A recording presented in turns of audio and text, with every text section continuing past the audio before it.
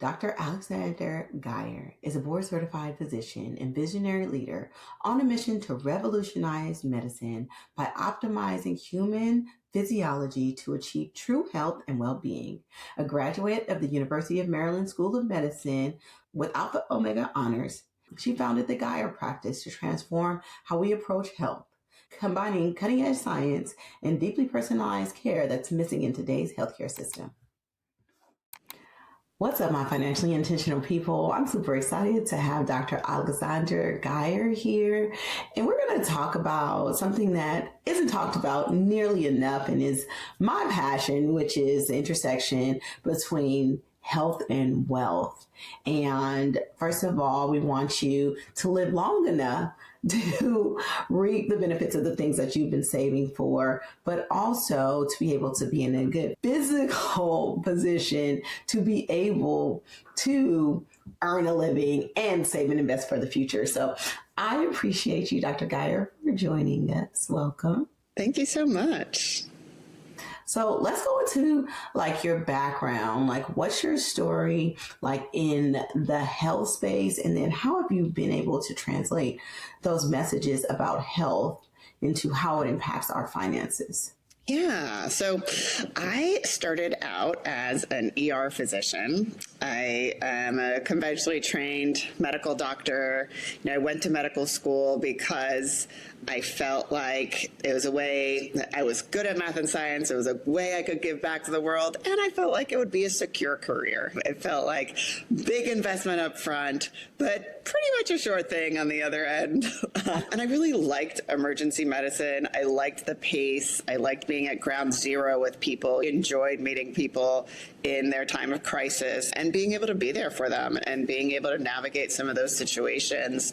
But over time, I found, like many other people, that I was getting more and more burned out, and that for many of the patients I was seeing, they were dealing with chronic health issues, and the ER was a revolving door where I could put a Band-Aid on their symptoms, get them through this episode, but invariably they would come back and they would be worse, and eventually they may pass away in the ER. And there was a lot of life-saving care, of course, in traumatic accidents and things like that. But I felt like for a lot of people, we weren't making a real difference. And I became really passionate about exploring health and exploring the state of health and how can we create the state of health, both for myself and for other people. And that led me to leave emergency medicine, start my own practice, and really start a practice where we're investing in health and investing in well-being before illness takes hold, and both strategizing so we're not ever seeing those chronic illnesses, but also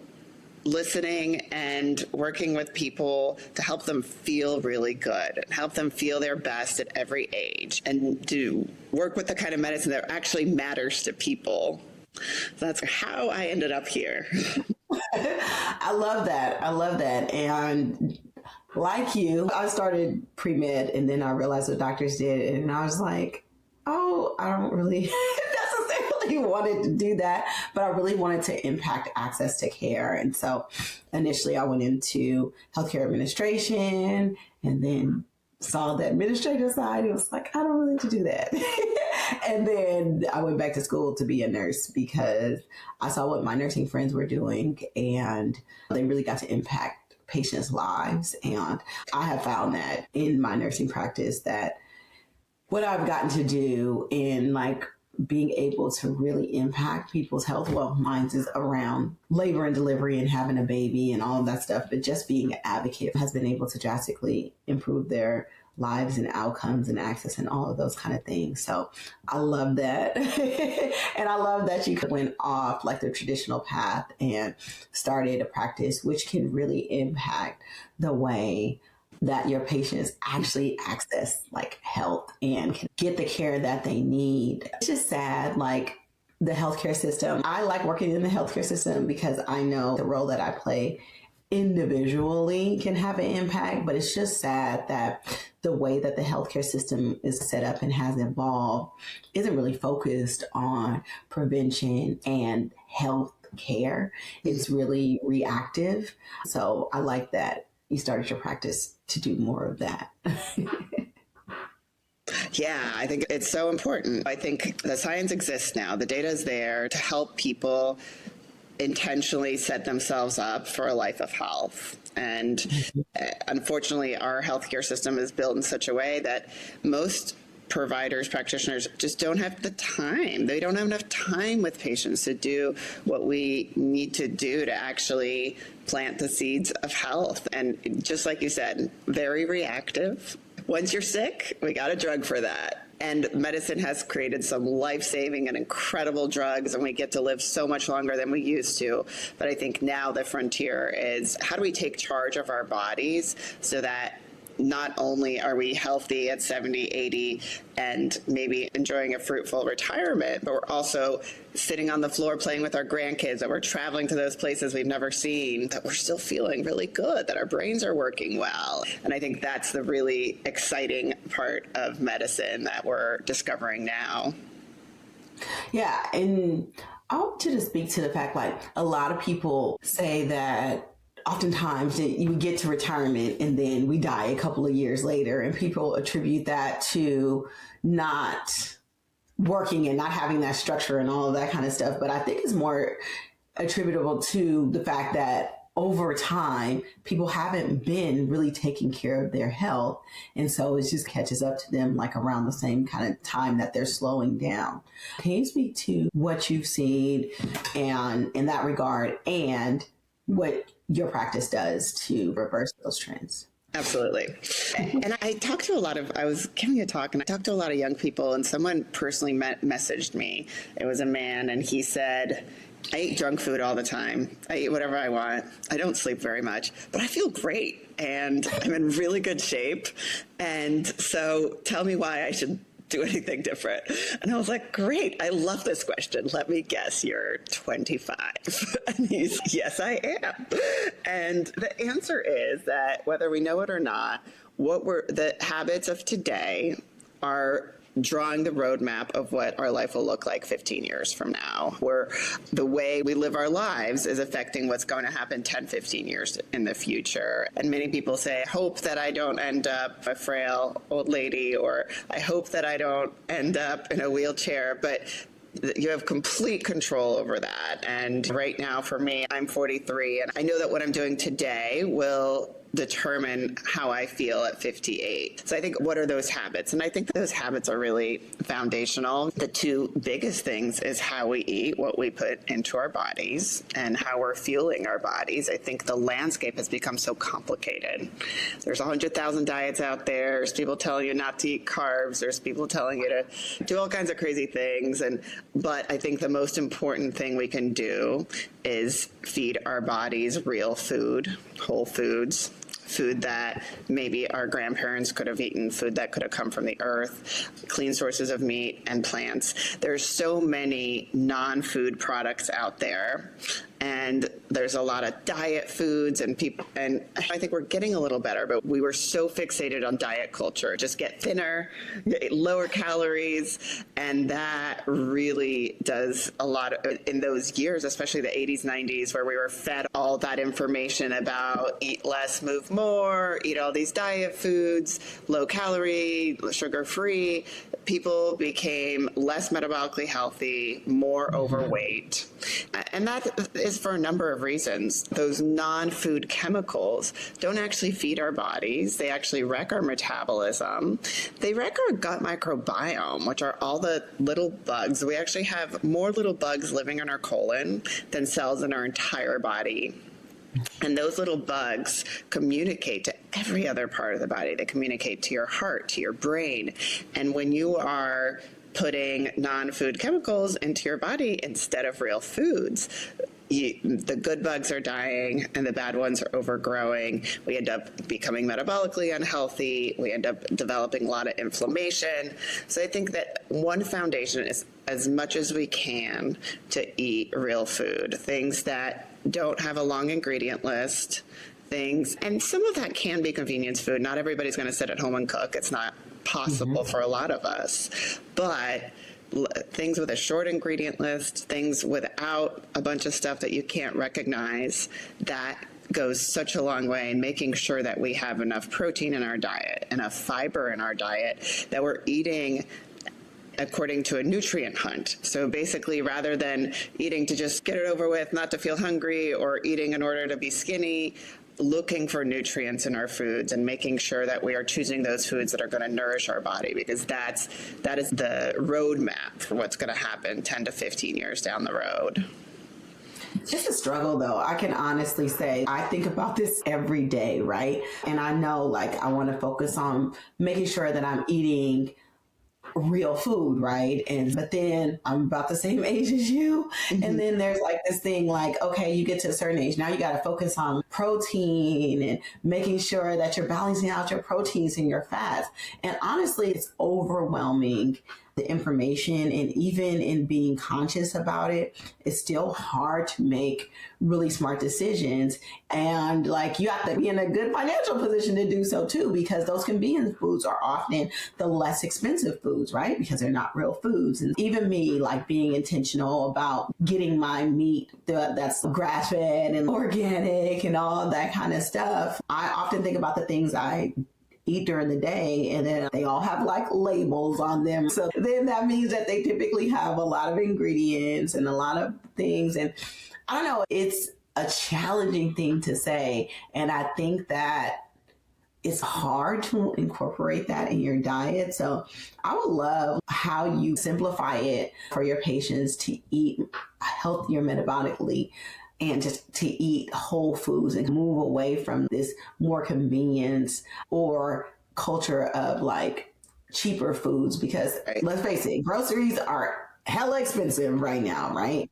Yeah, absolutely. And it's a challenge. Yeah. It's easier right now to find these like non-food and the food industry has changed so much over the last 100 years, where food science, they took a lot of notes from the cigarette industry, and a lot of our foods are engineered to chemically make us unable to stop eating them. Even I think Doritos has the slogan, "You can't have just one," which this is not a good thing, guys. Like, they're telling you what they're doing to you. They are hijacking your brain. Yes, literally. And the thing is that most people that I see who are struggling with weight feel that it's their fault. They feel like they don't have the willpower, when really there are so many forces at work that have hijacked our brains in a very real way that makes it so much more challenging. And one of the great things about whole foods is it's just much harder to overeat. You can easily eat a bag of potato chips, but I don't see many people sitting there and eating 3 apples in a row. Your body really says, okay, we're done. Okay, let's talk a little bit about a practical way to do this. You don't have to be perfect, but if 85% of the time you are making good choices, that's going to go a long way. So breakfast, trying to have some form of protein at breakfast can be really helpful. Eggs are usually pretty quick. 3 eggs. Putting some cottage cheese in eggs can also increase their protein content. Eggs and maybe some blueberries. Blueberries are probably the healthiest fruit you can eat. They have the lowest amount of sugar. They have a lot of fiber, a lot of nutrients. If you're making breakfast at home, you can make 3 scrambled eggs. You can make 3 hard-boiled eggs, something like that. There are also some high-protein Greek yogurts that are really good. And it depends where you're at. You don't have to go fat-free, but you can do 2%. Depends what the goals are. But the high-protein Greek yogurt can be really good. Even if you get it plain and you put some cinnamon in it, it can taste sweet, or blueberries. So I often find that's a quick way to have a high-protein breakfast that's not super expensive, not really hard to make, and that you can just grab and go. There are some high protein yogurts like the Chobanis that I think are not that bad. They do their flavor, they have a little bit of sugar in them, but if you look at it, it's not one of those with 100,000 ingredients. So you got some protein in you at breakfast. You don't want that sugar crash. I grew up on sugary cereals for breakfast, and I knew, and you're like, what is going on? I feel awful and I'm so hungry, and you don't want a sugar crash at breakfast. And then for lunch, I think if it's possible to have some kind of protein and vegetables, that's really helpful. I think Chipotle is awesome. You can do a lot with Chipotle. You can get their salad bowls. You can get a lot of healthy ingredients in there. You can get protein and vegetables. And there's other chains like Kava where it's possible to get a very filling meal. If not, meal prepping at home and making either some ground beef earlier in the week. There's some people who use companies like ButcherBox to get bulk meat. Yeah, I know, I do. I'm not affiliated with them in any way. But I think that for meal prep, if you can make a whole big thing of ground beef early in the week and put it into a salad and be creative. And even if you're making a sandwich with fresh chicken or something like that, you can make it happen. But there's some things that are labor intensive and some things that are cost intensive. So you have to make your choices there. And then at dinner time, trying to make a choice where you have some protein and vegetables tends to be a little easier, whether you're eating out or eating at home. And some carbs are good too, especially if they're small in comparison to the other things that you're eating. Particularly, I think carbs are great if they're timed before exercise. So that's the foundation that I would have, is just thinking about making sure that you get some protein and fiber in every meal, that there's something real in there, that, again, you don't have to be perfect 100% of the time, but getting real food in your body can go a long way. That was very helpful, even for me. Can you recommend snack ideas? Yeah. Especially for us labor and delivery nurses that work up at 3 o'clock in the morning and like there's chocolate at the nurse's station. Oh gosh, I know. That's the hardest thing, is when the food around you is not the stuff that you should be eating. I also tell people that we usually wake up with a certain amount of willpower every day. We've got a bucket of willpower. And as you go through your day, you use up your willpower. You use it up when you don't yell at your boss. You use it up when you make good choices at work. And usually later in the day, that willpower bucket is low. So if you're not set up to make good choices, if you can put a little bit of thought and time into your week, maybe on Sunday, and make sure that good choices are easier to make than bad choices. Mm-hmm. So, because at the end of the day, when that willpower bucket is low, you will reach for whatever's convenient. So you have to trick your body. So when it comes to snacks, I think in terms of packaged food, I really like RX bars. They're not as high protein as other bars, but they're all real ingredients. And I think they're quick and easy to take with you. Carrots and hummus, if you can do something like that, I think those are really good. Apples and peanut butter or almond butter, all really good snacks that can be filling. And even hard-boiled eggs. Some people just pack hard-boiled eggs, and they can be easy to transport, easy to eat. And it's amazing how different your body feels when you start fueling it appropriately. I think a lot of people feel fatigue, burned out, all these symptoms, and they feel like they're helping themselves by having that candy bar at 3 p.m. to get through the day. But you don't realize how much you're burning yourself out even more by making those choices. Yeah, those are very helpful. But I love what you said about setting yourself up for success early on, because, man, when that willpower is gone, that willpower is gone. God, that's helpful. But me, and just like a lot of people that follow me, are at the same stages of life, and that's like aging or reaching perimenopause, I should say. And like a lot of people are it's frustrated because I'll take myself as an example, like gotten to a stage where everything is slowing down. I'm working out harder than I've ever worked out in my life. I'm eating healthy. I'm doing all of the things, but it's like my body is betraying me, right? It's just, what is going on? And we don't have a lot of answers. And I'm like, I feel like I've checked all of the boxes that I can do personally, like physically and intake wise, but still I don't feel like hormonally or metabolically my body is responding. I even like just got this alert through my health tracking app through Apple, and it was saying that like my cardiac recovery rate is lower, and it's lower this year. And I was like, what does that really mean? And so I had to do some research, and it was basically like your stress levels are really high, and you're like even though I do all the things to reduce my stress, like physiologically, like not getting an adequate amount of sleep because I work nights, or just like the way my body is set up, aging, like the things that I have done for years and years aren't working for my body. And it's just so hard. Number one, because it's a lot of intangibles that are going on. And then I don't feel like there's a lot of resources out there. And I personally work with OBs in my GYM, and then I can talk to them. But even then, I get so many varying opinions based on the doctor that I talk to. A specific example is that I asked my doctor for a hormone replacement because I really felt like my hormones are off. I had a baby at 42, and I have not been able to physically like bounce back, no matter what kind of diet or exercise I'm doing, no matter how many steps I take in a day, and no matter how much sleep I get, because I intentionally took time off to sleep, like I've not been able to bounce back. And then she prescribed me birth control pills, which I don't need birth control. I had a tubal with my last pregnancy, but I shared that on my social media. And I got so many responses, like thousands of responses from people who have had similar situations and are still looking for answers. Yeah, gosh, thank you so much for sharing that.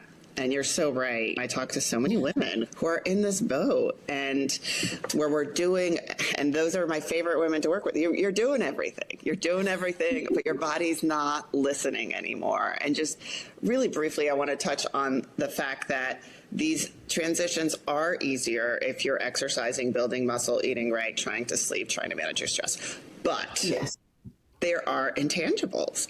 And I often think about it as we as humans have been on Earth for about 200,000 years. That's a long time. And for 990,000 of those, I probably got that number wrong, but everything but the last 150 years, we've lived till about age 40. Life expectancy on Earth for 99% of our existence as humans have been to age 40. And we have these ancient genes that have adapted over time to make us work optimally until we're about 40, 45, and we've reproduced, and then Mother Nature has not caught up to the fact that, I'm sorry, we're in our prime right now. Like, we're living. Thank you. Things are good, and we've advanced in so many ways, and we're absolutely at our prime at 45, but we are living with these genes that adapted over so much time that are saying, nope, we're slowing down, we're conserving energy, we're not going to do all the good things to keep you lean, to give you energy, to make sure your sleep is good. So the way that shows up is that our hormones start to downregulate. We don't make as many hormones, especially as women. It's more dramatic in women, but it happens in men too. Men go through something called andropause, which is now being more recognized, that men also lose their prime and don't feel the way they used to. But it's not only hormones that start declining. Our body makes hundreds of thousands of chemical messengers that sort of optimize how it works and how it responds to stress and to life. And some of those are called peptides, and those are just chemical messengers made within the body that are somewhat like hormones, but also send messages to optimize things. Just laying the groundwork. All that is going down, and we're all saying, what is going on? I'm doing all this good stuff. Why aren't you listening like you used to? And life is demanding, and we can't slow down entirely and start sleeping 9 hours every night and have a stress-free life where we're just doing yoga and meditating and eating avocado. And I think that hormone replacement can be really meaningful for a lot of women. Wait, can you just clarify real quick? Yeah. There's a difference between hormones and peptides. Absolutely. Yeah. There's a difference between hormones and peptides. Yeah. And the big difference physiologically is just that hormones are made by what are called endocrine glands. So that's like your ovaries, your thyroid, your pancreas, whereas peptides can be made in all kinds of places in the body. But they have very similar effects, but they are absolutely different. And I can Thank you for that. About that, of course. So hormone replacement. This has been a really controversial topic for women's health. And I think that we're getting on board with giving women what they need finally. But even recently, within the last few months, the FDA removed the black box warning on estrogen after many years of studies proving that estradiol or bioidentical estrogen does not cause heart disease or stroke, and in the right patients does not significantly increase the risk of breast cancer. But we had this study called the Women's Health Initiative that was done about 20 years ago that produced some very scary results. And there were some big issues with the study and also some big issues with how it was interpreted. The study was done with synthetic hormones. So rather than using bioidentical means the same as your body would make. There was a shortcut that was taken, and instead of using a bioidentical hormone, we used pregnant horses' urine. So the estrogen was called Premarin, which was literally pregnant mare's urine. And surprise, that caused a lot of damage because we should not be taking pregnant horses. Wow, I can't imagine why. I know. And it's chemically, it's just a little different, but it's different enough that it caused some very significant disturbances to women's heart health, women's brain health, risk of cancer. So those studies were done with synthetic hormones. They were also done on older women who had not had the supportive hormones for 10 plus years and that suddenly were given these synthetic hormones, and they had a lot of bad outcomes. So women were pulled off hormones. And I can imagine already had comorbidities that affected. Yeah, I think that was a big thing. If you already have heart disease, if you already have a lot of plaque buildup, then probably starting hormones is not a good idea. But this should be a conversation each woman should be able to have with her doctor. But unfortunately, I think the newer generation of doctors will be educated on this, but the wonderful doctors out there have not gotten the benefit of the correct information that is now being made available. The newer studies have shown that both estrogen, progesterone, and testosterone can be very safe for women, can actually protect brain health, can prevent heart disease, can lower cholesterol, can protect our metabolic health, can lower inflammation. So when we use bioidentical hormones or hormones that are the same as our body makes and we start them early, then it is extremely protective for women. And just to go down this rabbit hole a little bit more, this is an interesting factor because anything else that we stop making in the body, if you have hypothyroidism, we give you thyroid.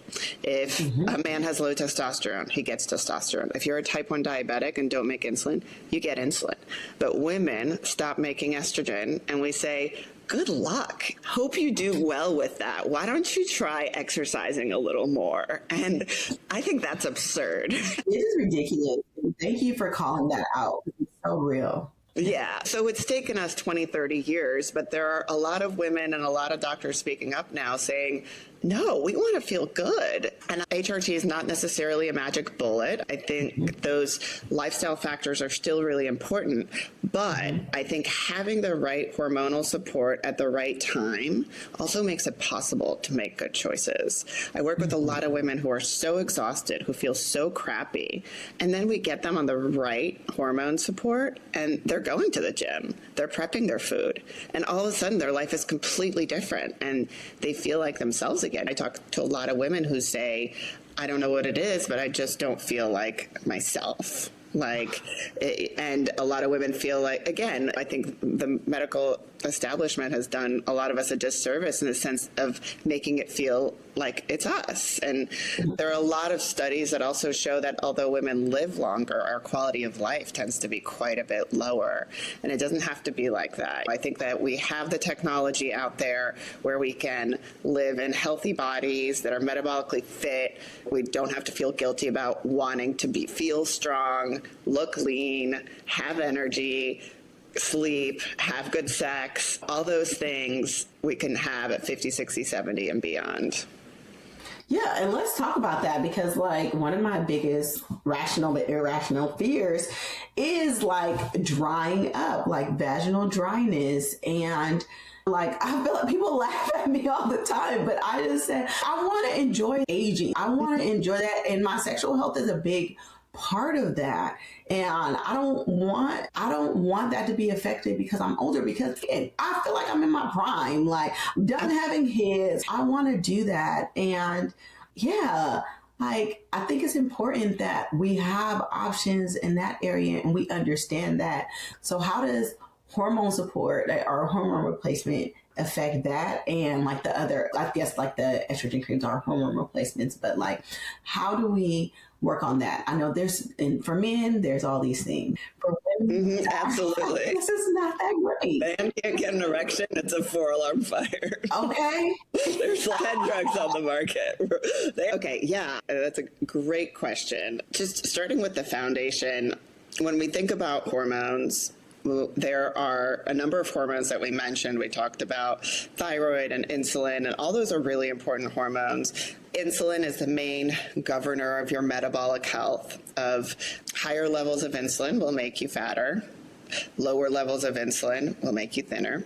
And your body will make lower levels of insulin if you are what's called insulin sensitive, which means that your cells listen to insulin very well. And you become insulin sensitive by eating whole foods, saving your desserts for special occasions. I think we should celebrate life with food. I think there are times when we absolutely should have that cake and that ice cream, but it shouldn't be every night. It shouldn't be a coping strategy.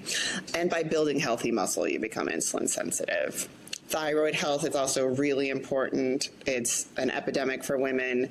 It's the #1 autoimmune disease that we experience. So a lot of women basically attack their own thyroid, and we don't have enough thyroid to help our metabolism, help our mood, all those things. So those are important things to be checked, optimized, taken care of.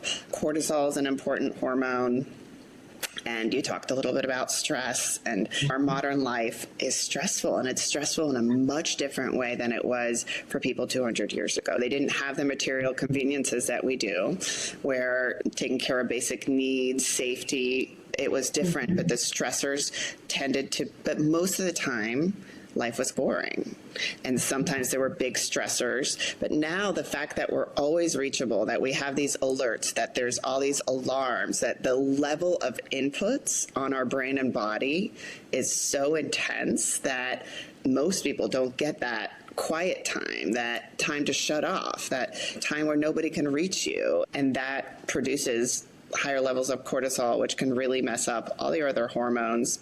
And yes, there's no magic off switch for stress, but you mentioned this. There are strategies and techniques and things that people can do to counteract the effect that stress has on your body. And we can make choices to turn off our devices, to go for a walk in nature, to connect with other people, to read a book, take a bath, to meditate, to do yoga.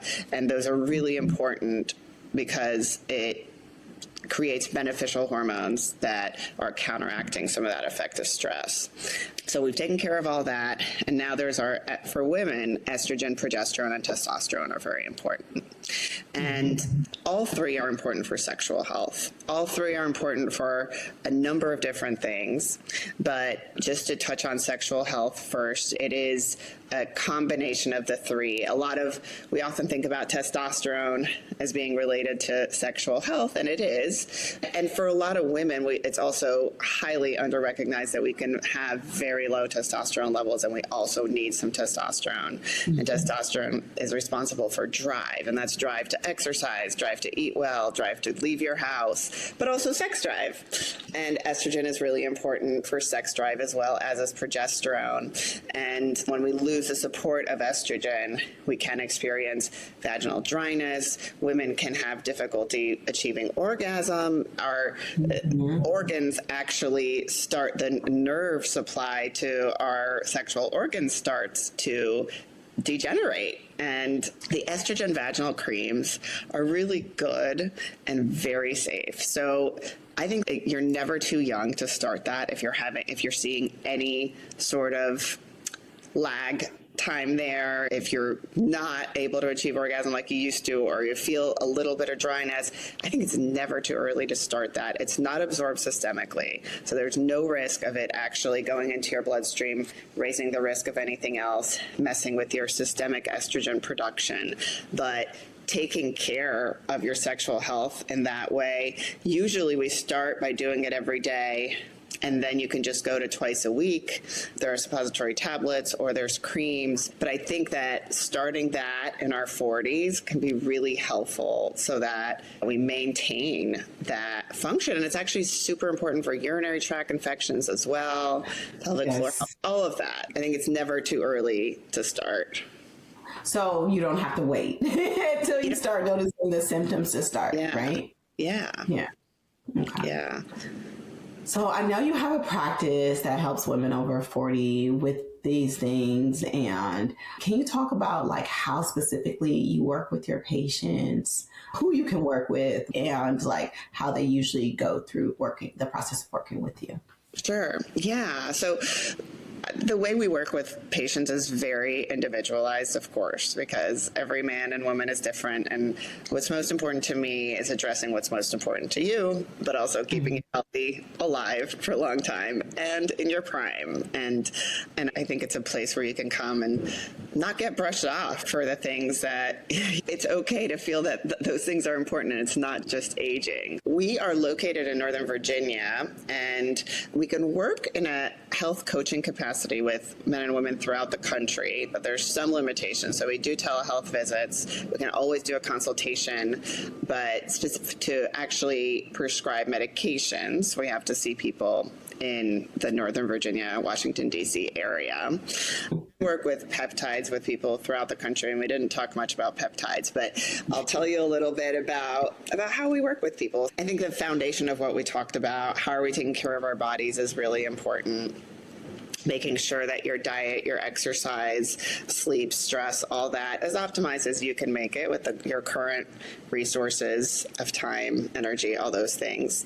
Generally, we'll do very comprehensive labs to check hormones, to check levels of inflammation, to check markers of heart health, and see if there's anything modifiable that can improve your quality of life and reduce the risk of disease down the road. Looking at those smoking guns, those red flags that say, you may not feel anything now, but 10 or 15 years down the road, this might turn into something. So let's get on top of it, and here's how. And whether we use supplements, medications, hormones, peptides, there's a number of different ways of doing that. And with women, especially in perimenopause or in the menopause transition, we'll start with working with metabolic health, hormone health. Sometimes we'll use GLP-1s for a whole topic in themselves, but I think at micro doses, they can be extremely helpful for women in hormonal transitions to just tune up the metabolism, not in doses that are going to make you not want to look at food,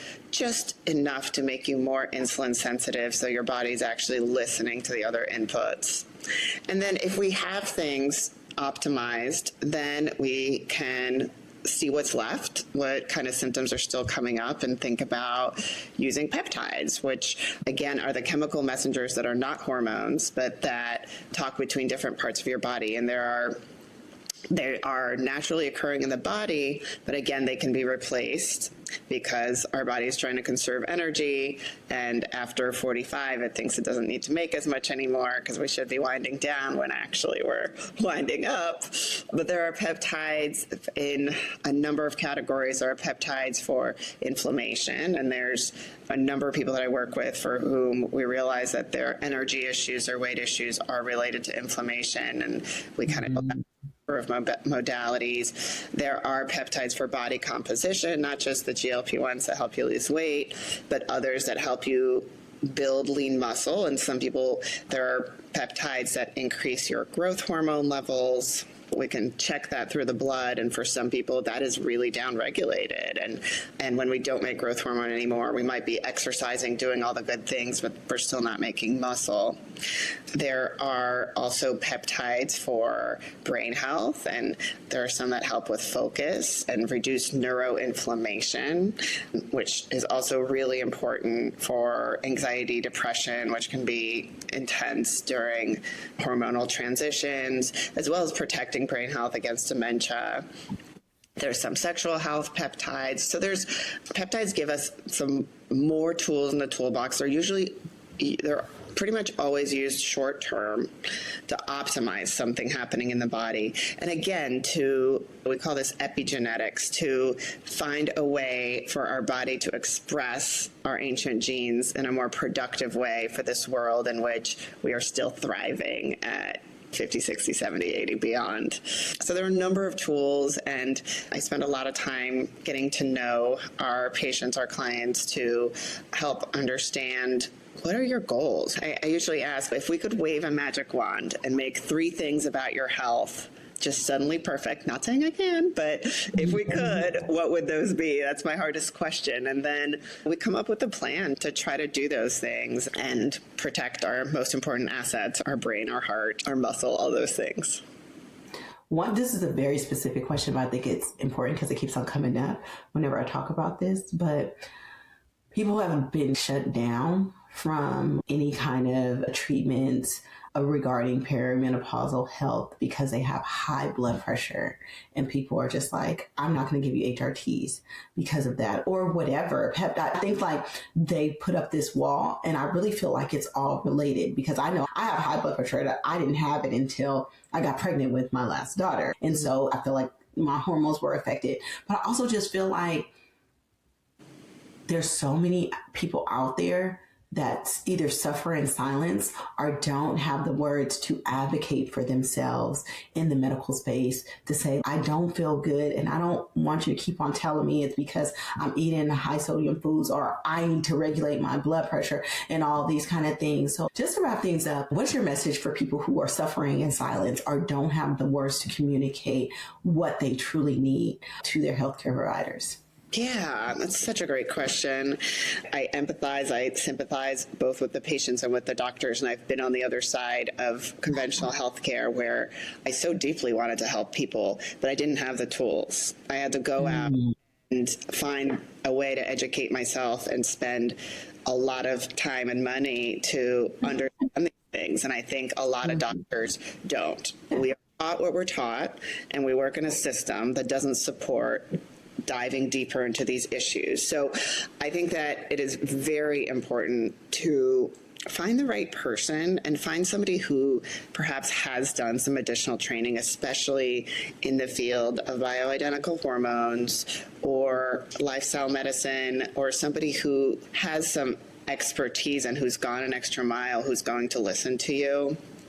Yeah, I think it's what you said about high blood pressure. Yes, we lose hormonal support and our blood pressure goes up because our blood vessels change. It's like you're not going to the gym. Not you.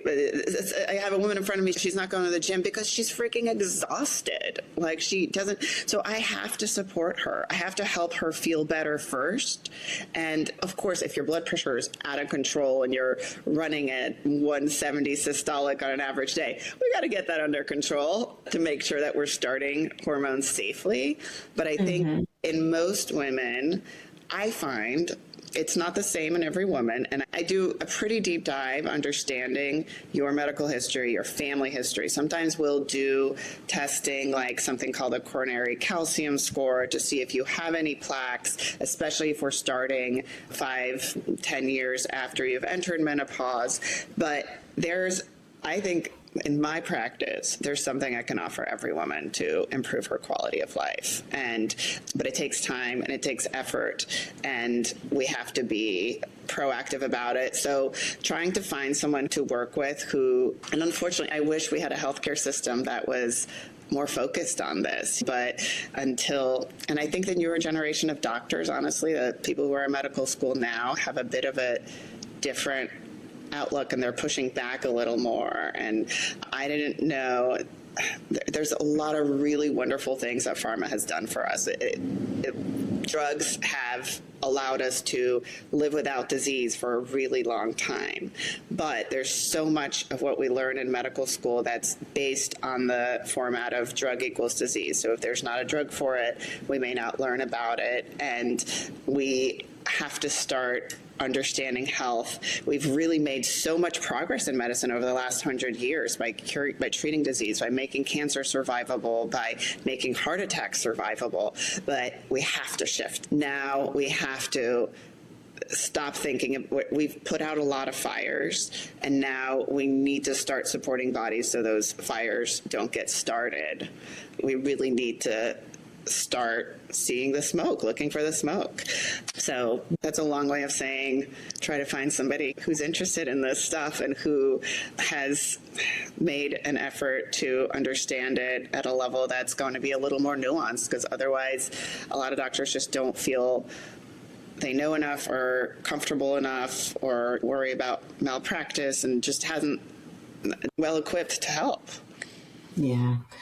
And I think it's really hard because not a lot of doctors like that. And like, then how do you find them? So I'm grateful for you being that resource. And for people who want to work with you, how can they get in contact with you? Yeah, so the best thing to do is go to our website, which is thegajerpractice.com. It's spelled Gajer. On the first page, there's an option to book a free introductory call, which I think is a great way to start, because we can tell you exactly what we can and can't do. Don't want to waste anybody's time, but if you're out of state, I can help you figure out what labs to order, figure out your risk profile, figure out what would be safe for you, potentially help you with some peptides. If you're in state, of course, come in and see us and we can do the whole thing. But that free intro call is a good way to get started to talk about your case specifically and see how we can work with you. I love that. And this has been so great. So much good information, very validating, because I know there are a lot of women out there, and men too, because I feel like they're not totally served in that way. But women especially, I know, are just at this breaking point. I know I am, because I'm just like, what is going to be enough? There is not, I cannot exercise more and I cannot eat healthier than I already am. And especially if you're not seeing results and not actually seeing it, actually things get worse, especially when it comes to like weight gain and physical appearance and the things that may seem vain but are important. And I especially know, because if this is happening and then manifesting physically, then underneath, like at a systems level, that there is something wrong. But not having any recourse to do that, to fix it, is very frustrating. And I know there's a lot of people out there like that. So this, again, was like very validating, and knowing that there are systems and tools and things that are helpful, and there are people out there that can help us with it, just like you. So I really appreciate this more than like, this has been a really good just episode just for me. And not because this is all about me, but oftentimes when I speak to things that happen to me or that are affecting me, it's a lot of people that are dealing with it in silence and just never had the voice or the capacity to speak out, and just didn't know that these things were possible. So, you know, in light of showing people what's possible and giving people access to you, I just appreciate you. Oh, thank you so much. That means a lot. Thank you.